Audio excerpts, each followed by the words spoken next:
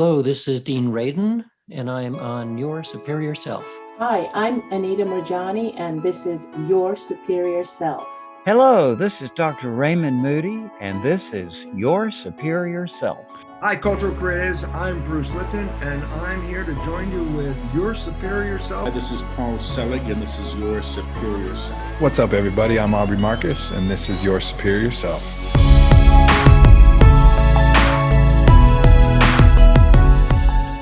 Hey there, this is Lisa Campion, and this is Your Superior Self. Lisa, thank you for taking the time. I can't wait to chat with you about being an empath, psychic. I want to know your story. Thank you for taking the time. Hey, Trey, thanks so much for having me on your show. I'm super excited to talk about all those things. Yeah. So let's. How did it start for you? So I started reading your book a little bit, and I got a little bit of your story in the preface. How did all this start for you? So I was one of those I see dead people kids way back in the day. Like, I was born in the 60s. So I grew up in the 70s and 80s, just outside Boston. And I lived in a super haunted house, like a big old Victorian house, haunted to the rafters. And back in the day, there were no psychics on TV, no new age bookstores, no books in the library on this topic, nothing, Mm-hmm. So I spent a lot of time trying to figure out what was going on, how to deal with it myself, how to pretend to be normal in public, because, I didn't want to end up in mental hospital, which is where they put you if you saw angels and talked to dead people. So, and I had a lot of experiences that I couldn't explain, other people didn't have, seeing spirits, seeing colors around people, good spirits, bad spirits. So I spent the first 20 years of my life trying to turn it off and figure out what was going on. And eventually I did. Then when I was around 19, it was 80s, the dawn of the new age. And I started finding teachers and books and classes. And that's actually when I started working as a professional psychic when I was 19. And I've never done anything else. This is it. This is my major gig, has been always. And these days I feel like my calling is to help other people, to help emerging psychic healers and empaths explore and maximize their gifts, because a lot of people are going through psychic openings. People are realizing they're maybe an empath. And I'm very happy to be of service to. I wrote the books I couldn't find in the library. I became the teacher that I, couldn't find, and the mentor that I wanted to have. So it's really exciting for me to help people not have to do it the hard way like I did.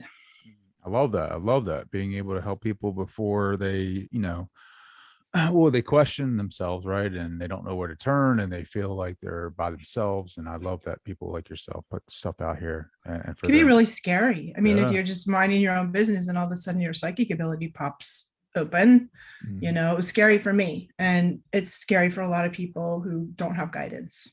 How old were you, like, when you started seeing like people from the other side? Dude, it was like my very, very first memory ever was lying in my crib and seeing all these glowing people that are made out of light, like blowing kisses and waving and smiling. And my mom walks in the door and walks right through them, and they all disappear. That was my very first. Yeah. I'm assuming that's probably like 3, maybe 2, 3. I mean, like maybe younger. I mean, I think I was a baby. Ooh, to have that memory when you're that young. When I was 3 when my sister was born, and I really remember my dad holding me up to look through the window of the nursery, and seeing all the little babies in the bassinets, and he's like, "That one's your sister," and there were like spirits swooping around and like relatives standing by there and like angels flying all over. And I was like, "Yeah, but Dad, what are those other things?" And he was like, "Oh, you and your imagination." Could you turn it off if you wanted to? Not until I was older. Yeah, that was really a problem, and it can still be a problem for me. Like, now I know how to do it. I'm like really disciplined.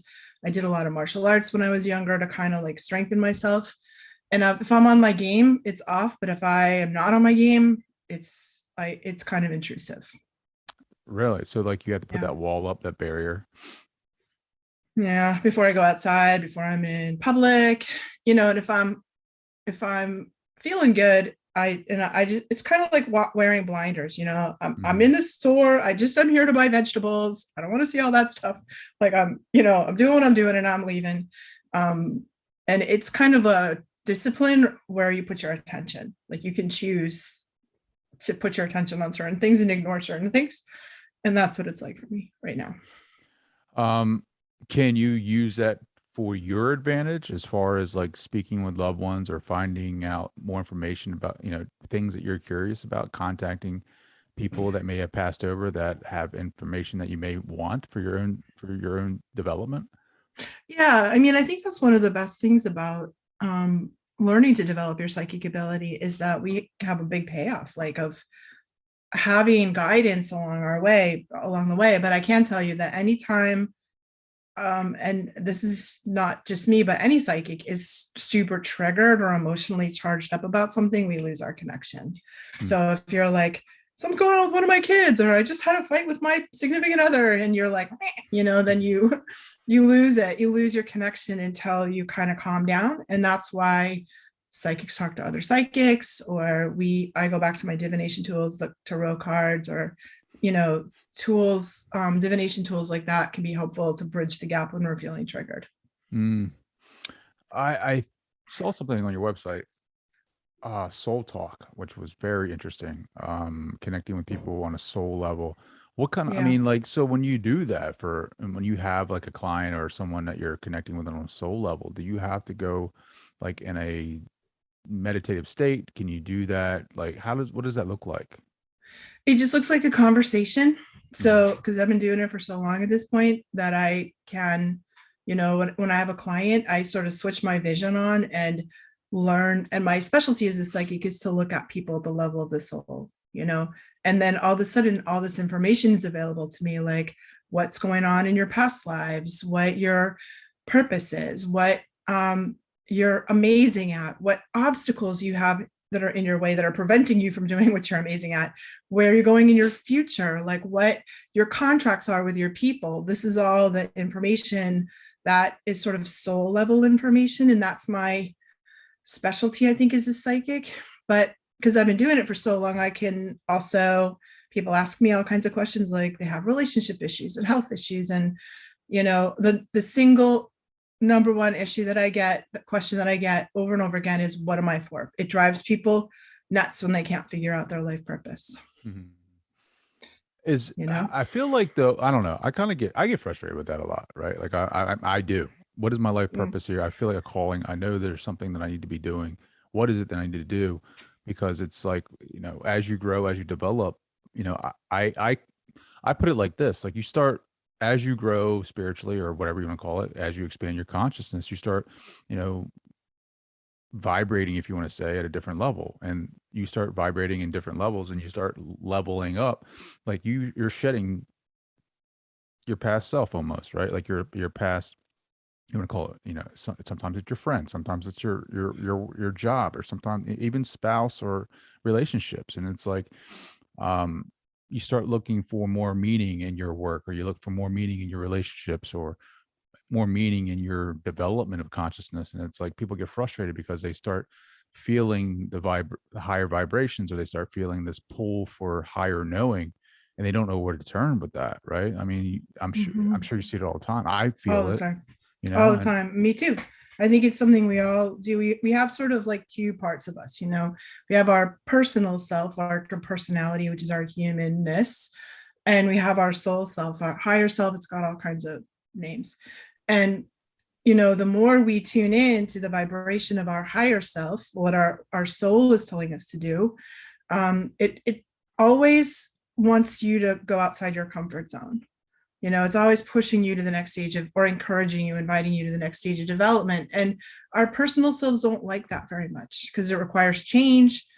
I don't know about you, but I have days where I just want to sit on the couch and watch Netflix and not do all this hard, crazy, scary things that that we all do. When we're living a soulful life, we're often called out, we're always called out of the comfort zone and into that change, and your soulmates be like, dude, quit your job and move to Hawaii, or you got to get divorced, or you have to quit your soul sucking day job and do something more meaningful. And those things have ramifications for our personal self, Mhm. right? Yeah. I mean, well, you're shedding. It's fear. A lot of it's fear based, right? Like a lot of, I mean, everything derives around fear and ego. Fear of ultimate fear. Yeah. If you look at every fear, everything, you know, if you look at the root, the base of that fear, it all stems from like fear of death, fear of not being here, fear not. Fear of the Yeah, unknown. yeah, that's what it is. Yeah. And the ego wants to be in control. The ego is obviously not who we truly are, but Right. And it wants a nice, comfy life. yeah, it does. And your It soul does. doesn't care. Your soul has its foot in your backside pushing you out the door, you know? And that, and you know, that it's a battle, I think, for all of us, that where we are sort of pulled in two different directions or have two conflicting sets of needs and desires, you know. Mhm. I mean, I'm really impressed, you know, whenever I meet somebody like you who's like very dedicated to living a soulful life, even though it's not easy. It is not easy because it's a fear. It is a fear of like, what if we're not here, you know, for greatness, right? Like that's a fear of mine. Is like, I want to be great. I want to change. You know, I have this, you know, awakening to we are the actor, the producer, the director of this play. And it's like, my question is, if the actor finds out that he is, you know, all three in one, can he change the backdrop? Can he change the story? Can he change it if he doesn't like the scene? You know, like, and to find out you are all these things and then not be able to do that, that's scary for me, you know? I know, I bet it is, you know. And it, like, can I look at you a little bit? Is it all right if we do a little inner looking? Sure. Yeah. Soul looking? Yeah. Mhm. So you came here to play a really big game and change the world and make an impact. So you're probably always asking, like, am I doing enough? Am I making a big enough impact in the world? And it's not coming from an ego place of like, I want a lot of people to look at me. It's coming from a true desire to change the world. And you have a lot. Can we talk about some past lives? Just a little, like maybe a Yeah. little I snippet? love that stuff. Yeah. Okay, so you have a lot of warrior past lives, fighter, you know, Mhm. and you're tired of it. So you came in here to like, how can we change without a fight? How can we change without a battle? And you had like died in war, pretty recent past life. Were you in the military at all this time around? No, not this time. Oh, that's good. Yeah, don't do that. So this is like you are wanting to make an impact without the fight, you know, and Mhm. still play a big game. That's what you came here. And I have no doubt that you will. That's awesome. Yeah, no, it's it's just like there is a draw there. There is a pull, and this, you know, and I try not to, at first, you know, this whole thing has been ego. It was ego, right? Like all of it was ego. Really, it was like, what can I do? You know, because it was like that entrepreneur. I want to be the entrepreneur. Now it's like, no, I don't want to be the entrepreneur. I want to be like helping others find their way. I want to find my own way in the same time, and I want to help as many people as I can. But then it's Yeah. also like, you know, I have to. I guess there's like this. I don't know, Lisa. It's like there's just so much stuff out there. Like it's like spirituality. You know, there's a religious dogma, indoctrination. It's like there's just so many different paths to the top of the mountain, and it's, I want to find the one that is I don't want to know. I don't want to believe anymore, if that makes sense. I don't want to believe in things. I want to know, you know, and I'm experiencing, you know, I'm trying to investigate my meditations. I'm trying to, you know, search, you know, my consciousness and try to contact, you know, the higher self. I want to do it, you know, well, and I feel like I do it when I have conversations like this. I feel like I do it in my meditations. I feel like I'm being pushed down this path of not, I don't want to say greatness. I want to say more so like It's like enlightenment. meaning. Yeah, It's like meaning. And then like Yeah. helping others do that along the way. And then like showing others that I've done this. You know, I have this reoccurring image of me standing on stage, you know, at Madison Square Garden and having a talk or whatever about consciousness. And it's like, it's more or less like, guys, I have done this. I have rebuilt myself. I have done these things. And I have developed my consciousness. I have expanded it. I have expanded myself. And I want you to know that you can do this too, because it doesn't just help them. It helps me. And I mean, when I mean that, I mean, that we're all connected, intertwined. So when I do these things, I'm helping myself essentially expand my consciousness. So like that desire is there, but I don't know if desire is good or bad. I don't know. You know what I mean? It seems righteous to me, and I hope you get there. I hope you do it. I think you will. You're riding this wave of the shift in human consciousness. Like there's a huge opportunity. So many people are changing. There's an opportunity for evolution like there's never been before on the planet. Yeah. So you're riding that wave, and it's probably partly why you came here right now at this time. And that's your soul's calling that's telling you that to do that. And I mean, I really respect your take, and I'm the same way, even though I'm a psychic. I don't know. I have an open mind. I don't know if I would believe everything that I talk about, except that I've experienced it. Do you know what I mean? Like, and I think that means you're intelligent. Being a little skeptical or wanting to experience things for yourself just means you're smart and you're thinking for yourself. Sure. And of course you want to have those experiences. Yeah. Well, when I talk to psychics, right? Because I love the fact that people are having these gifts, but then you're also teaching other people to that they have these gifts, right? Like you're teaching them how to be intuitives. You're teaching them how to be empaths. You're teaching the empaths how to deal with their sensitivity towards the world, which I think is spreading that consciousness, that is allowing others to realize that they are greater than what they think. And it all starts from within. And I love the work that you do. And I love talking to psychics because it's not, I mean, yes, it feels good to hear about, past lives that I've had, because it's like, that just, I'm a big fan of reincarnation. So to hear those things, it kind of like feels good. But then again, it's like, I need people to know that they do need to be open-minded and skeptical about the things that they hear. They can't just buy in 100%. They have to really experience it for themselves. And then they have to feel how it feels to them. And then they have to somehow find, a pattern in their life that it makes sense for them to continue working and walking that path. Right. But psychics, like, again, like your work is very important because you demonstrate, through, I'm sure, the evidence that you provide for people with past loved ones or whatever, that there is life after this place, that there is something that is not outside of us, but there's something that is something that we, just because we can't see it doesn't mean it's not there, if that makes sense. Yeah. I mean, it's, having lost a loved one is a lot of times a person's best or first opportunity to think about what happens when we die. What, where are they now? And can I talk to them? Right. And mediums, I don't specifically work as a medium. I do it when I need to do it, when it's in my client's best interest. And I always have been able to do it. My real specialty is the soul stuff we were talking about, but there is an incredibly healing potential for people to have communication with their loved one from the other side. When somebody dies suddenly and you don't get closure, when people like wonder, especially now, people are dying when they're dying from COVID. You can't be with your person. You can't be with your loved one when they're passing away, and those people are dying in isolation, and a lot of them don't cross over very well, I'm sad to say. So there's a lot of, need right now for we got to get an army of healers out there into the hospitals and help these people that are stuck because they died in such messed up suddenly and difficult, and so mediums do things like help the ones that are having trouble crossing over get to the other side and facilitate communication between people that have passed away and their loved ones, so healing can happen. And sometimes we can have a better we have a tricky relationship with somebody.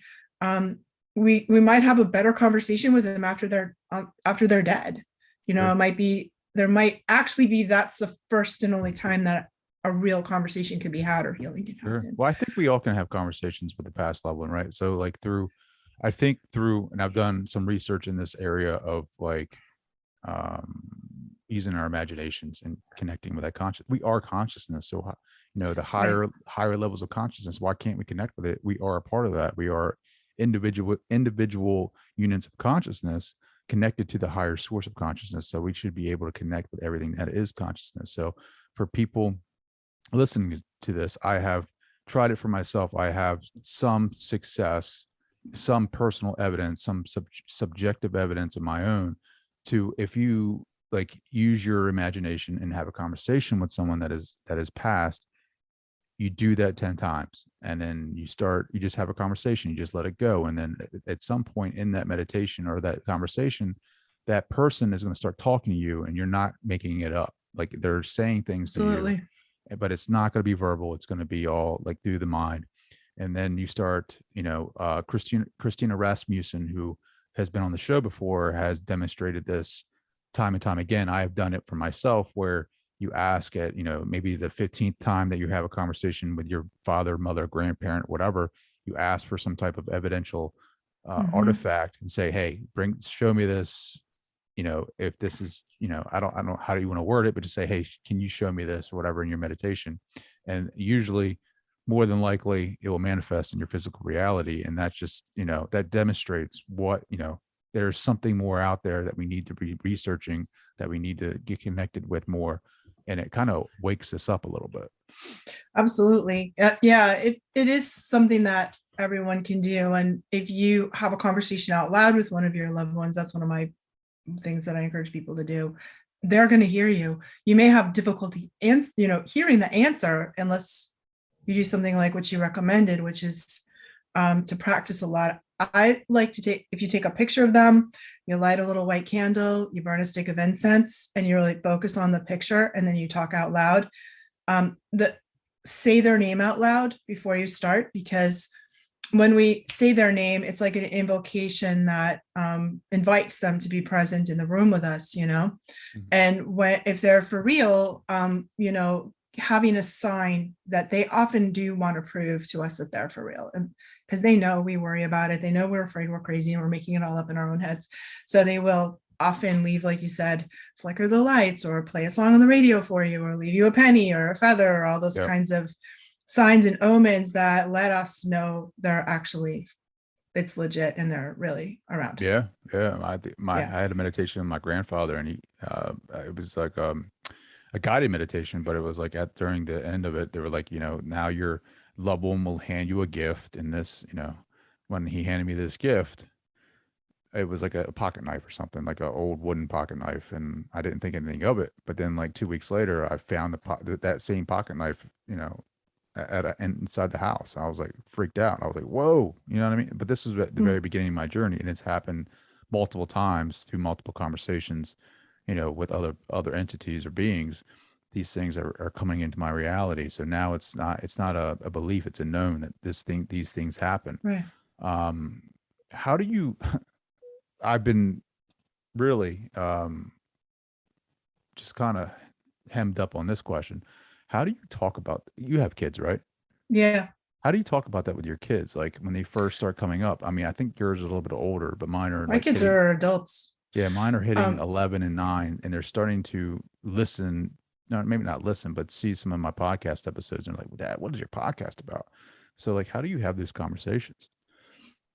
I think finding an age appropriate way to talk about it that fits in with your family's faith tradition or, cultural, religious, spiritual belief set.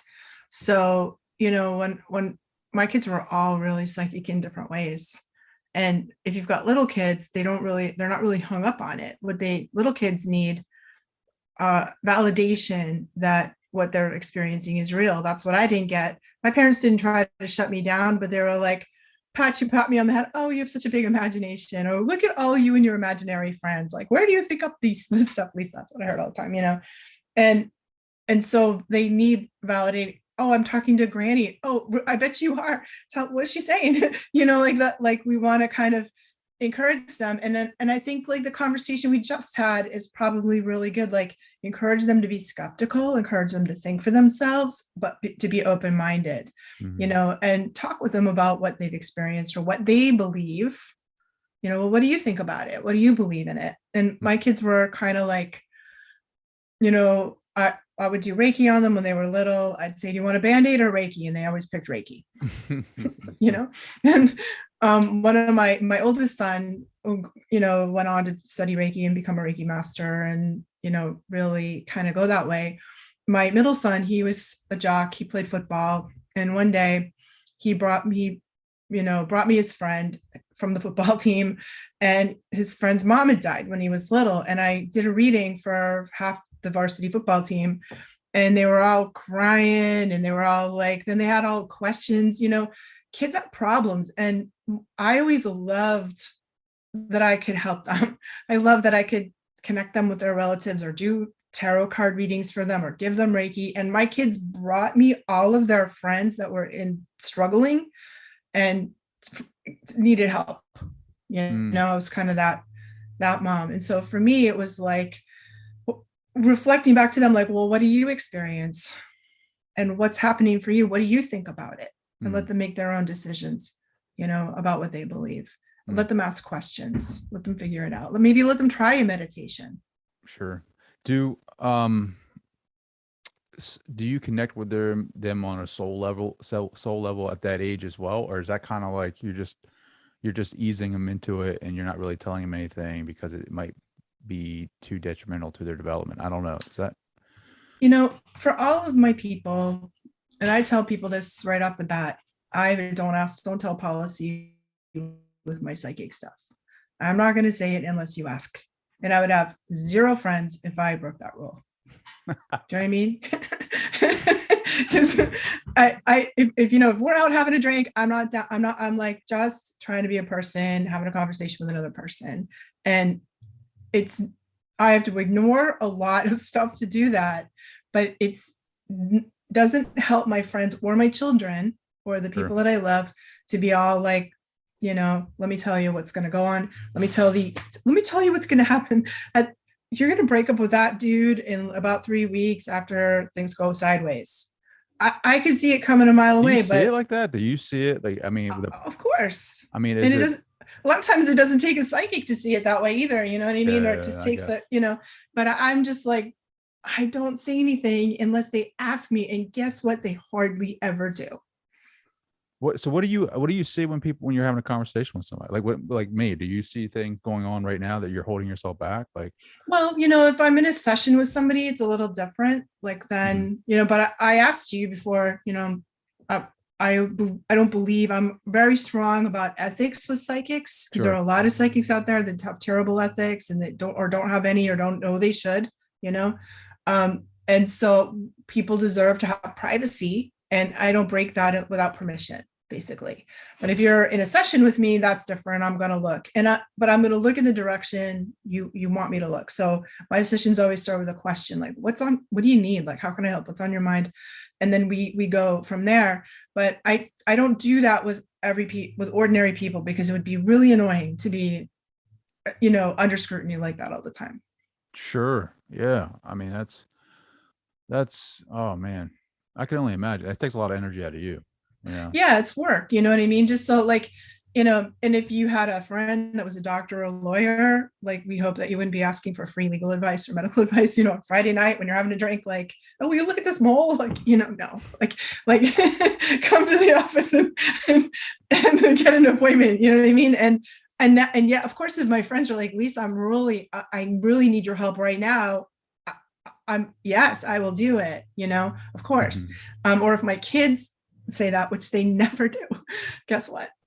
So I just kind of like, we all have to figure it out. As we Let me ask you this. So I didn't listen to my parents when I was their age either. Right. So there you go. I mean, well, parents know best, and you might know better. So is our future like probable possibilities, or is it like kind of like set in stone of what's going to happen? I don't think it's set in stone. I really think there's a lot more randomness down here on planet Earth than we think. I think we have kind of like missions, we have goals, like we were talking about, like you have this goal to impact a lot of people. I have this soul level goal to like train psychics and healers and empaths because I think the world needs all the healers it can get. And my goal is to create an army of healers. Like that's my purpose down here. And this is a very, souls come on this planet to experience a very unique set of things. So we have 50 light and dark. It's 50% light, 50% dark. We have free will, so we can choose between these two polarities. That's incredible. Then we have physicality. We have a physical body, which allows us to experience the results of our choices, cause and effect, and actually experience, because we have a nervous system and emotions and all this stuff. And so what would be the point of being on a free will planet if everything was already set in stone and predestined? Yeah, right. What would be the point? You know, we choose, we experience the results, we learn. You know, and we choose. So we have some dark lives, we have some light lives. We come here to experience that. We have a lot in between to experience the range of you know, of human possibility across a wide spectrum. And your soul doesn't see like failure, really. You know, it's like, oh, you're going to take the dark path. You're going to be Darth Vader. Excellent. We'll see how that goes. Like, you know, and then when you get to the other side, you process that and learn. You might have racked up some really intense karma by doing that, you know, and you're like, okay, Luke Skywalker this time, and we're going to see what that's like, you know?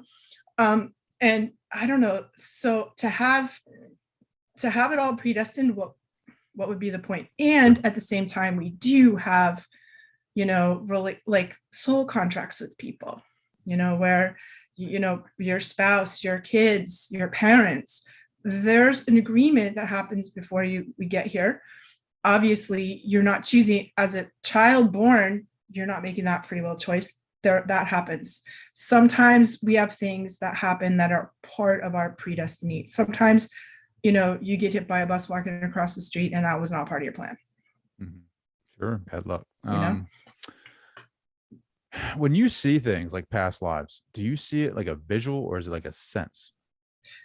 Mostly I'm a visual psychic, so I see it like a little movie, but I often get sound and feeling and knowing and smell and taste, and like it's kind of like a surround sound kind of movie, if it's a really deep one.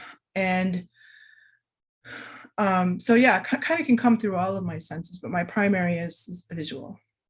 I've had because I've had people tell me that I was a warrior or a soldier at some point in my past life. You were one of your really recent ones. Do you see that like a visual kind of thing? Is it like that? Yeah, I do. Like a little movie playing down here. And I can ignore it and just go back to our conversation, or I can look at it and then I get more detail. You know what I mean? What was it? Killed in battle kind of thing? Or was killed in battle, tired of killing other people is what I think. And it was kind of, you've got a couple of them. Like one of them is like probably the Knights Templar. So I see like this big church, like, and they were like righteous. They were like the church knights. They were on a mission. But you got real tired of killing, you know, and questioning whether it was the right thing to do, you know, even though it seemed like it was the right thing to do. But you have a pretty recent one. I want to say like Korea or Vietnam, where you just put down your rifle and you're like, I'm not doing this anymore. I'm not killing children. I'm not doing, like, it was a dirty war, whatever it was. And you were like, it went so against your grain that you were like, I'm done. And I don't know, like they put you in the brig or something for desertion and you're like, I don't care. Court-martial me. I'm not doing that. You just made a choice. And when you made a choice so deep, it's like a soul level oath. You're like, never going to do that again. Wow. There's going to be another way. That's so interesting. It's so powerful. Because it's like, I have always struggled, especially with like, you know, authority, just growing up and like, you know, just questioning, you know, that's the hardest thing for me is questioning, like, you know, decision making that I don't agree with. Right. And it's always been a problem for me. And, you know, you're not the first person to tell me that. And if you ever get a chance to travel to Vietnam and Cambodia, you should go there. Yeah. Yeah. I think you would remember this lifetime. Wow, that's great. Like what year were you born? 83. So I think you like probably, you know, I don't know what happened to you or when you tapped out of that lifetime, but it looks like the kind of late 60s, early 70s part of the Vietnam War. Is it like that's interesting. So like when you see it, was I killed in the war or was it like after the war or what? I think it was after the war.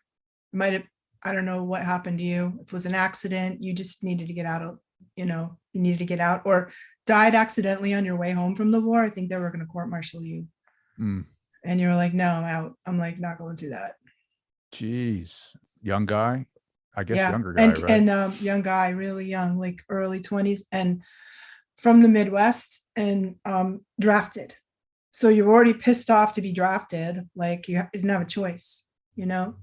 That's so And interesting that you can get these details. it like wasn't you your see- it wasn't your gig at all. like you can see all that. That's just so Yeah. like what, so when we go through these things as a soul, like you go through like, you know, like, does it say, all right, I'm going to be like 8 lives of warrior, and then I'm going to be 8 lives of lover, I'm going to be 8 lives of tragedy, I'm going to be 8 lives of this? Or is it just kind of like, you know, I just want to experience it, I'm going to go just try these things and see what it's like? Because I feel like you get patterns. Like I feel like this is a pattern. There right? are patterns. Yeah, they're themes. They're patterns that we all go through, and sort of like lessons, you know what I mean? So you might go through like a series of lessons around victimhood, where you get victimized a lot. And if you're working the polarity, you might be the victimizer, and that's one we all go through. You were like more on a liberation cycle. So this is also like, I call it liberation school, where you are liberating, you're freeing your mind, you're choosing that you're not going to be, you have like karma around like beholden to the institution, kind of like enslaved by the institution. In this case, it was the military, you know, that took your freedom away, and you're like, nope, done with that. So you're you've got to be free. That's really important for you, you know? So you're in a liberation cycle, and I don't know how many lifetimes that will take you, right? But when you finish this lifetime, like when you finished that warrior lifetime, you died, you went up to soul world, you had a meeting with your guides, you talked about what you learned, you processed it all, you kind of squeezed all the juice out of that life and get all the lessons and think about it. And then you make a decision, okay, now what's the next move? What's the next possibility, opportunity for me to heal, to grow, to express myself, to experience something that I need to experience? Like, what's the next beat for me? And then you come into this life, you know, and when you're done with this one, you'll have the same thing will happen. You'll figure it out. You'll choose, you know, what you want to experience next. Well, let me ask you this. So like a lot of people say this is like kindergarten for people, right? And where do we get, like, what is first grade like? What is second grade like? What is third grade like? Did they give you any insight on that? I think that this is nursery school for warrior spirits. It's kind of a nursery planet for new souls, and a lot of warriors, like 75% of the people here are warrior spirits, and it's a very hard place to incarnate. It's hard physically, it's hard emotionally, spiritually, and the suffering that we have here is what teaches compassion. So as we suffer, we learn compassion. If you're like, oh, I'm a slave in this lifetime, this really sucks, you know, and all of a sudden you feel like all this compassion for everyone else that's in that situation, you know, and that's where we soften, where we grow, where we learn compassion. What comes next, I've had glimpses of it in my own meditations, is a dimension that's much more like paradise, where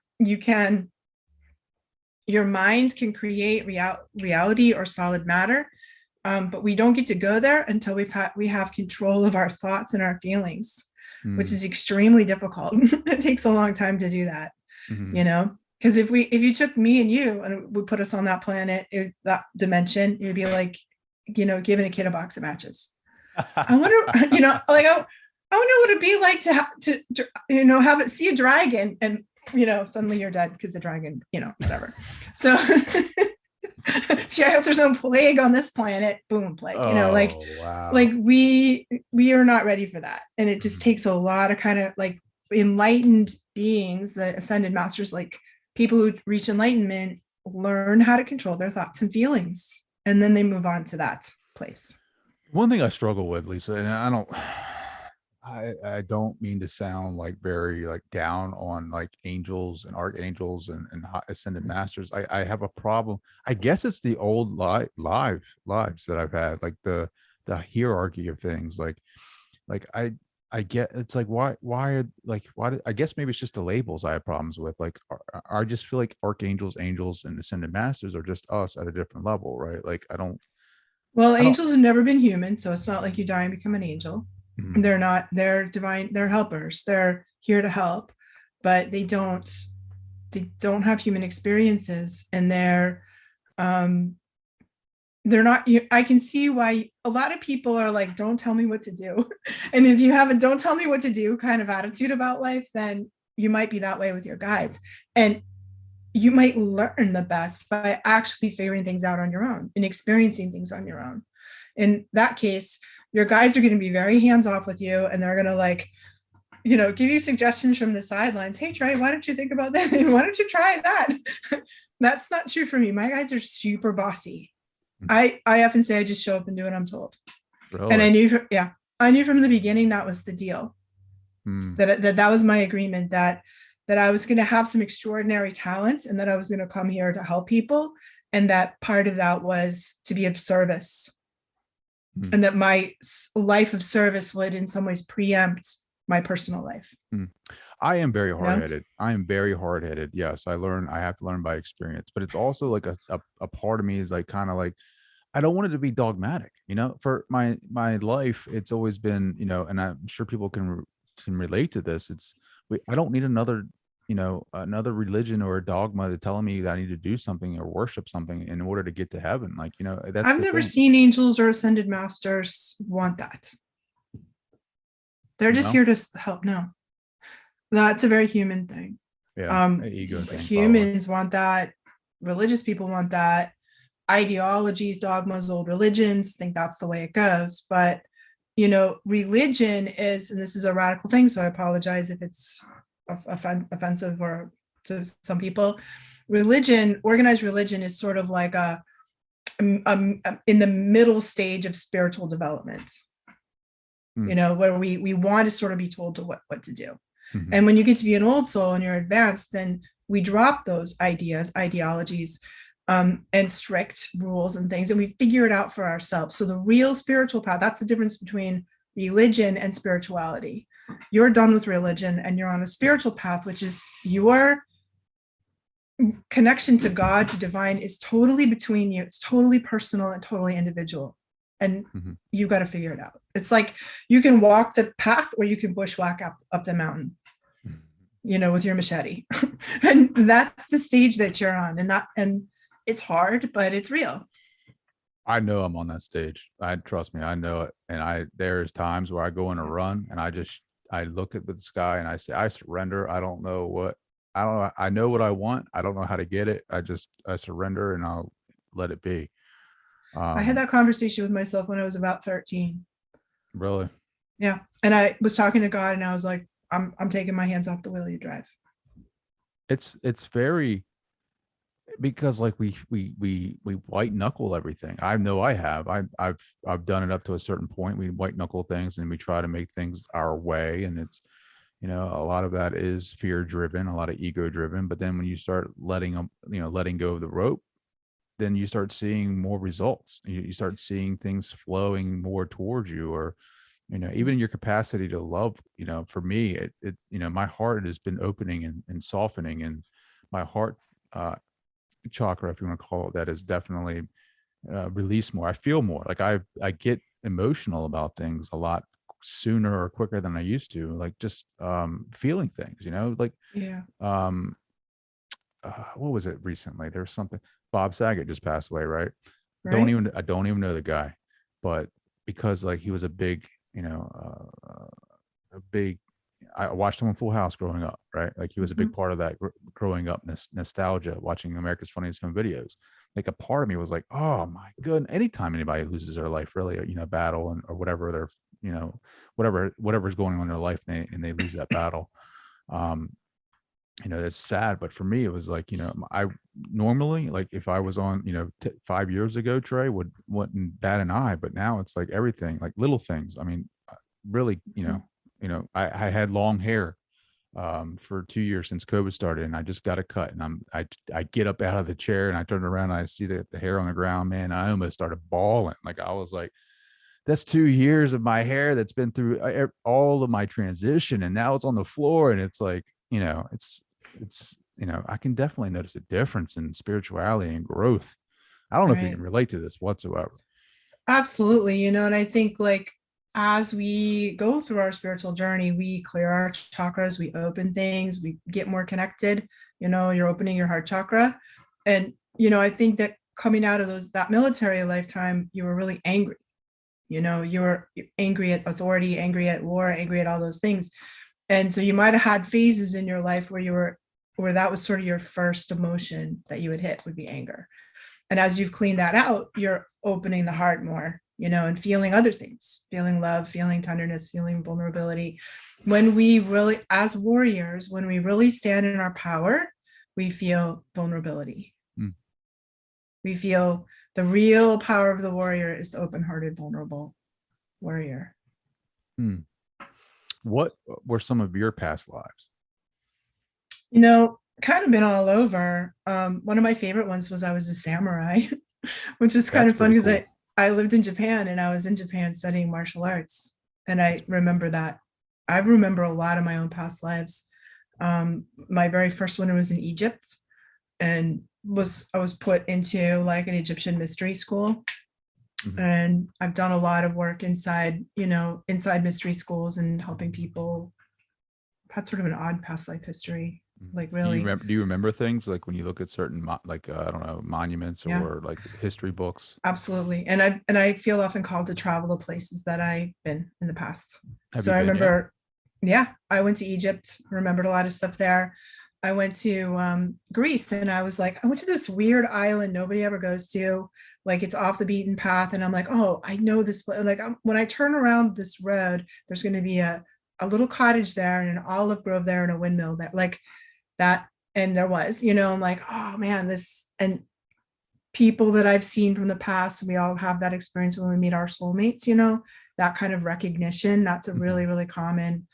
And also, you know, if you have a phobia, it's often past life related too. So phobias are sometimes unresolved deaths in past lives. So if you have a phobia about snakes, you might have been killed by a snake, you know, like, or heights or things like that. Mine is heights. I don't know why. I don't heights.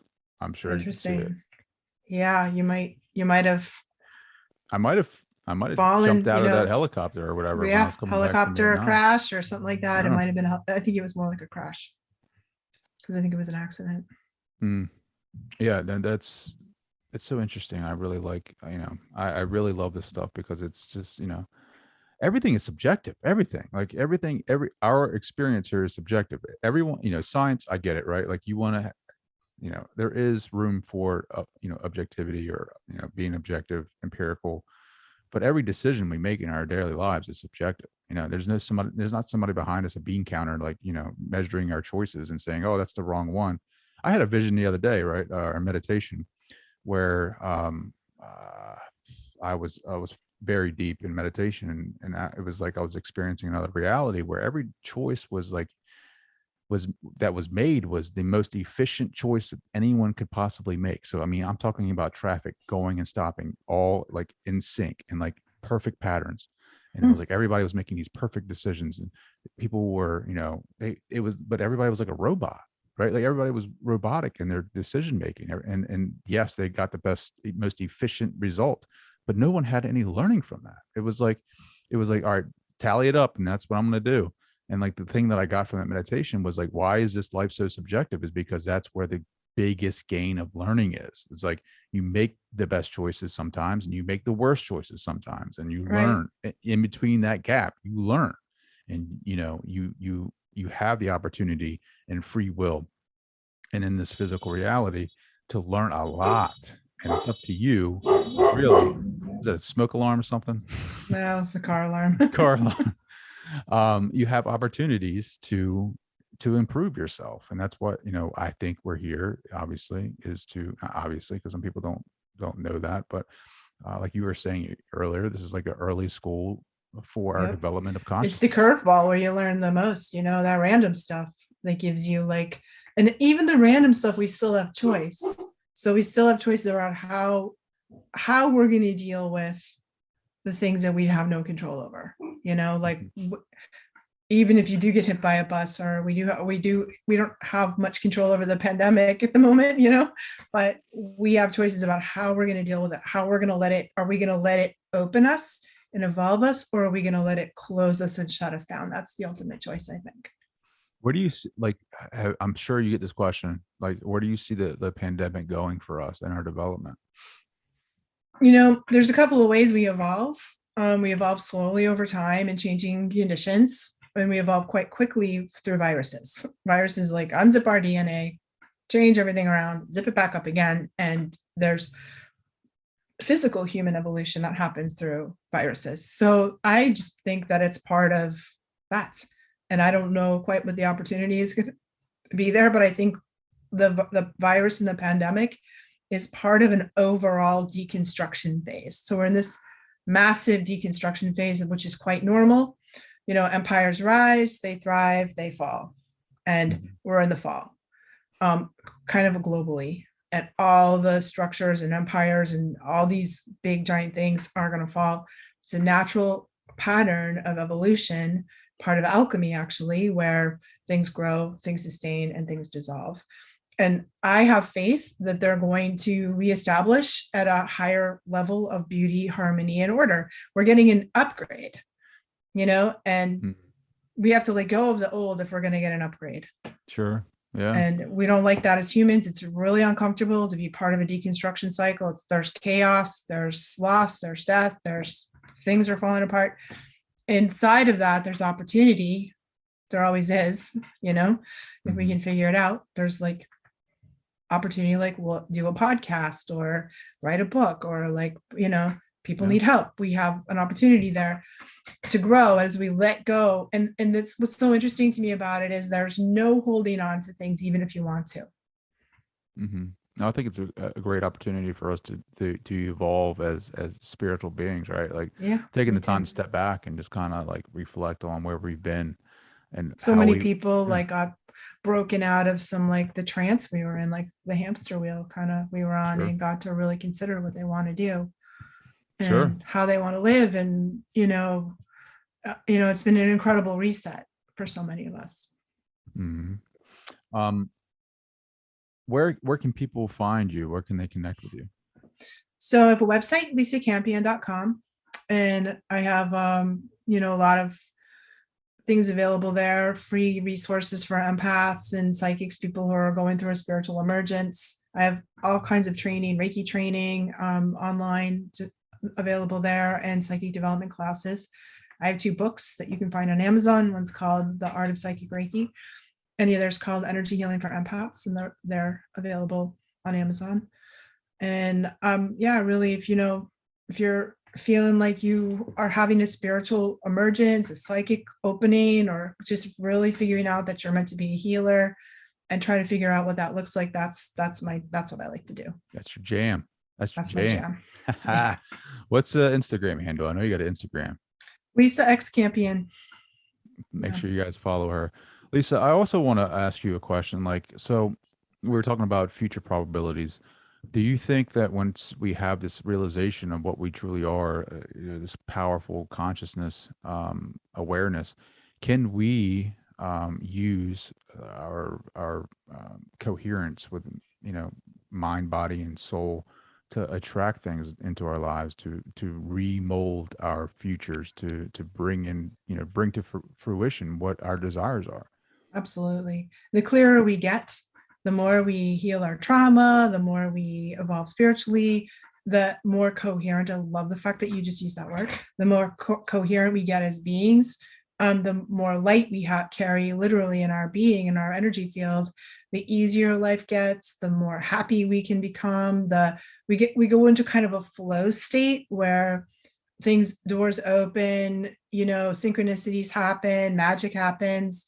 And it's sort of like jumping into a river and sort of floating along the path of the river instead of paddling upstream. When we're not right, when we're traumatized, when we have unprocessed emotions and things we've got to deal with, we go the wrong way and we just get friction and have problems, So there's a lot of benefit to doing the inner work, meditation, therapy, counseling, healing, whatever it is you got to do to align yourself up and get yourself in alignment, because it's so much more fun.